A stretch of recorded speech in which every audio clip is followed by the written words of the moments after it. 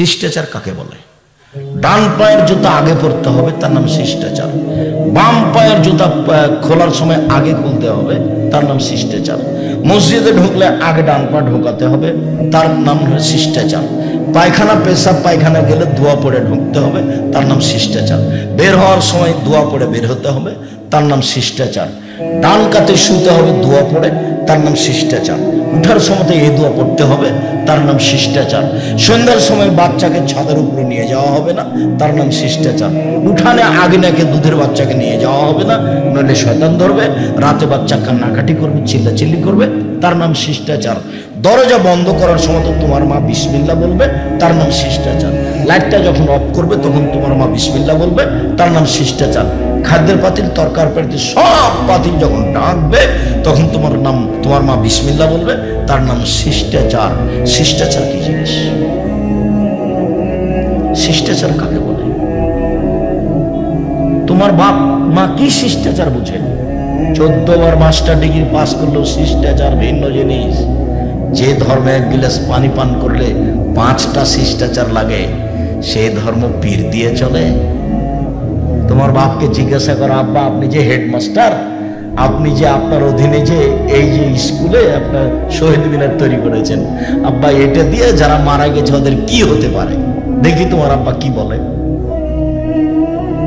বলেন তো আব্বা এটা দিয়ে কি হতে পারে? বলছে যে কবরে ফুল চাপিয়ে কবরকে সিক্ত করলো, আর চাপায় নামাজের ভাষাতে কবর ওকে ময়ের লেথড়িয়ে একাকার করে দিল, সেটা আর কি বুঝে? বলছে উপর থেকে শিখতে করলো, সিক্ত করলো। মানে 14 গোষ্ঠী সব মূর্খ, আন্ধা বাড়াতায়। 71 সাল থেকে নিয়ে এখন পর্যন্ত এসে কোন শিক্ষিত মানুষ শিক্ষামন্ত্রী হয়েছে আমার জানা নেই। আমি ঠাকুরের কি নিন্দা করলাম যে সিলেটে যে 5000 কোটি টাকার মামলা হলো, আমি ঠাকুরের মান সম্মানের হানি করেছি। অবাক কথা, ঠাকুর বলছে ও কালিমা তোমার আকাশ, ও কালিমা তোমার বাতাস। তখন আমি বলেছি তোর বাপের আকাশ। আমি তো আর কালিমার আকাশ এটা মেনে নিতে পারি না।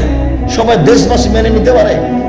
সারা পুরো বাংলাদেশে একজন মহিলা পুরুষ যদি কেউ না থাকে, আমি আব্দুর রাজ্জাক বিন ইউসুফ আছি, এই স্লোগান ঠাকুরের আমি মানি না। ঠাকুর যতবার বলেছে ও কালিমা তোমার আকাশ, ওমা তোমার আকাশ তোমার বাতাস, ততবার ঠাকুর বলছে ও কালিমা তোমার আকাশ, ও কালিমা তোমার বাতাস। এটা আমি মেনে নিতে পারি না, এটা অসম্ভব হতে পারে না। আল্লাহ নবী আফসোস করে বলেছেন পৃথিবীর মানুষ শুনে রেখো। আল্লাহ নবী দুঃখ করে বলেছেন পৃথিবীর মানুষ শুনে রেখো, আমার উম্মত ইহুদি খ্রিস্টানদের সাথে মিশে যাবে। ডান হাতের বিঘত যেমন বাম হাতের সমান সমান সমান মিশে যাবে। পৃথিবীর মানুষ শুনে রেখো, আমার উম্মত ইহুদি খ্রিস্টানদের সাথে মিশে যাবে চাল চলনে, কৃষ্টি কালচারে, পোশাক আশাকে, নিয়ম কানুনে, খাতা কলমে, স্কুল কলেজে, চলাফেরাতে, গাড়ি ছাকড়াতে, রাস্তাঘাটে, সব কিছুতে মিলে যাবে তাদের সাথে। ডান পায়ের জুতা যেমন বাম পায়ের সমান সমান সমান মিলে যাবে। এইভাবে বলতে বলতে ভাষাগত নিচে নামতে লাগলেন। নিচে নামতে নামতে বলছেন পৃথিবীর মানুষ শুনে রেখো, ইহুদি খ্রিস্টান যদি মায়ের সাথে জেনা করে থাকে, আমার উম্মত মায়ের সাথেও জেনা করবে। বলো দেখি, তোমার মা যেখানে বসে আছে তোমার বোনও সেখানে আছে, স্কিন পায়জামা পরে আছে এখন। বলে এটা কার? তুমি এখন মাথা থেকে কাপড় সরাও, তোমার মাথার চুল ওপরে আছে, নিচের দিক চাঁচা আছে। বলো এটা কার? তোমার গায়ে একটা গেঞ্জি আছে, পিছনে 10 লেখা আছে, বিশাল 10, যাকে দেখতে দেখতে আমার শেষ হয়ে গেছে। কার্টন আছে, বলো দেখি এটা কি? কার্টন তোমাদের কোনো প্রতিক্রিয়া করে না। তোমার বাপ তোমার ছোট বোনের জন্য পুতুল কিনে নিয়ে এসে ঘর ভর্তি করে রেখেছে। তোমার বাপকে আর তোমার মাকে আমি আব্দুর রাজ্জাক বিন ইউসুফ যদি মূর্খ প্রমাণ করতে না পারি, জাতির সামনে বক্তব্য দেব না।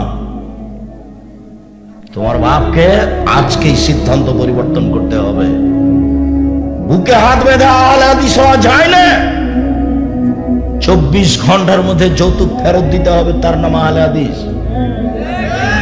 সন্ধ্যা হতে হতে বন কেটে জমি ভাগ করে দিতে হবে, তার নাম আহলে হাদিস। বাড়িতে যত ছবি মূর্তি আছে, সেটা আয়না হোক, সেটা পুতুল হোক, সেটা স্বর্ণের হোক, যদি যত বেশি দামি হবে তত একবারে মনটা মেজাজটা খারাপ করে ভাঙতে হবে, তার নাম আহলে হাদিস। অ্যালবামের ছত্রি মূর্তি তোমার দাদির আছে, তোমার বাপ অশিক্ষিত মানুষ, তোমার দাদির ছবি সুন্দর করে সাজিয়েছে, তোমার বাপ কুশিক্ষিত মানুষ। তোমার বাপের উচিত ছিল দাদিকে কবর দিয়ে এসে পাসপোর্ট সাইজের তোমার দাদির যে ছবিটা ছিল ওটাকে ছিঁড়ে ফেলে দিয়ে, সবাই যখন চলে গেছে তখন কবরের পাশে গিয়ে হাত তুলে বলতো, তোমার আব্বা, আব্বা আল্লাহ আমার মাকে ক্ষমা করে দিন। আমার মা মানুষ, কোনো দোষ ত্রুটি থাকতেই পারে, ভুল ত্রুটি থাকতেই পারে, আমি তার ছেলে হিসাবে বলছি, আল্লাহ তুমি আমার মাকে ক্ষমা করো। কিছুই যদি তোমার বাপ না জানে, এই কথাটাই যদি অন্তর থেকে মন খুলে কাঁদতে কাঁদতে বলে, আল্লাহ মাফ করবে ইনশাআল্লাহ।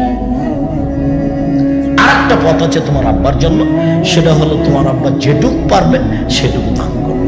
একটা লোক বলছে আল্লাহ নবীকে, আল্লাহ নবী আমার আব্বা মারা গেছেন, টাকা পয়সা রেখে গেছেন, তিনি কোনো উপদেশ দিয়ে যাননি, আমি যদি আমার আব্বার নামে দান করি, হালি কফের আনহ সেয়াত, তাহলে এ দান কি আমার বাপের পাপকে মিটিয়ে দিবে?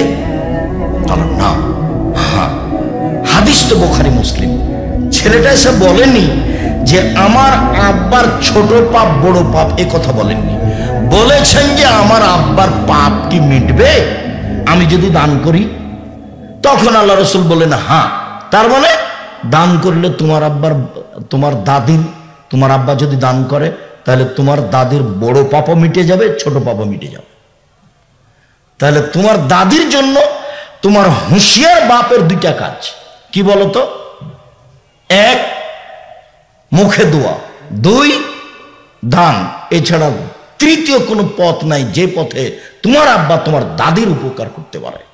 বলো, তোমার আব্বা তোমার দাদির ছবিকে সুন্দর করে সাজিয়ে কি দেখাতে চাইছে, কি বুঝাতে চাই? তোমার আব্বা তোমার দাদিকে শ্রদ্ধা দেখাতে চাই, ভালো হিসাব তোবা করে আসতে হবে তোমার বাপকে এই পথ থেকে। এইটা দিয়ে তোমার দাদির সম্মান করা হয়নি, তোমার দাদিকে অপমান করা হয়েছে। কোন সাহসে তোমার বাপ তোমার দাদির ছবি ভেবে সাজিয়ে বাড়িতে ঝুলিয়ে রাখলো?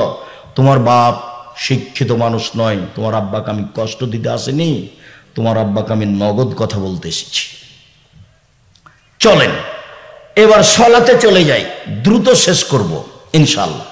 এক খেয়ালে চেয়ে থাকবেন, 19-20 হয় নাই যেন। সলাতের পূর্বে অজু, অজুর পূর্বে মেসওয়াক, মেসওয়াকের পূর্বে পেশাব পায়খানা। পেশাব পায়খানার ব্যাপারে আনাস রাদিয়াল্লাহু তাআলা আনহু বলেন, আল্লাহর নবী পেশাব পায়খানা থেকে পবিত্রতা অর্জন করতেন পানি দিয়ে, বসতেন তখন বলতেন, আল্লাহুম্মা ইন্নী আউযু বিকা মিনাল খুবুসি ওয়াল খাবায়েস। অন্য হাদিসে এসেছে, হাজিহি মুজারাতুন লিশ-শায়তান, টয়লেট হলো শয়তান থাকার জায়গা। মনে থাকবে না, আমার দিকে খেয়াল করেন, শয়তান কোন, টয়লেট কি জায়গা? শয়তান থাকার জায়গা। সব শয়তান ওই টয়লেটে, পেশাবখানায়, পায়খানায় ওখানে বসে থাকে। আল্লাহ রাসূল বলছেন যে টয়লেট হলো, শৌচাগার হলো, ওয়াশরুম হলো শয়তান থাকার জায়গা।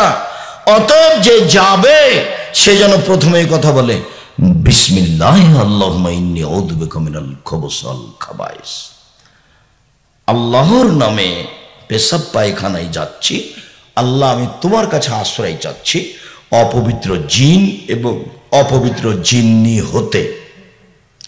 বিসমিল্লাহ ছাড়া যদি এই দোয়া পড়ে, শয়তান লজ্জা স্থান দেখতে পাবে, ক্ষতি করতে পারবে না।